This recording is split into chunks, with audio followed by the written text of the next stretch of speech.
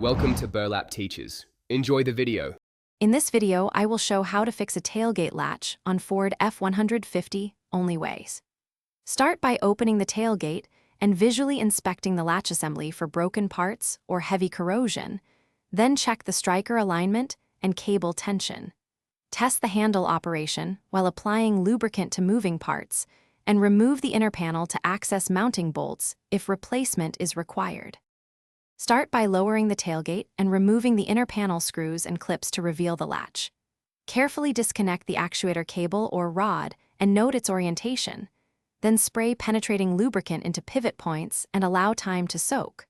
Remove retaining bolts, swap in the new latch or springs, reconnect the cable exactly as found, tighten fasteners, and operate the handle to confirm. When your new latch is installed, lightly tighten the striker bolt and close the tailgate to see if alignment is correct.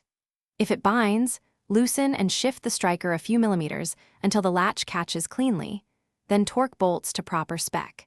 Inspect cables for slack and replace worn parts to avoid repeat failures, and finish by lubricating the mechanism for long-term smooth operation.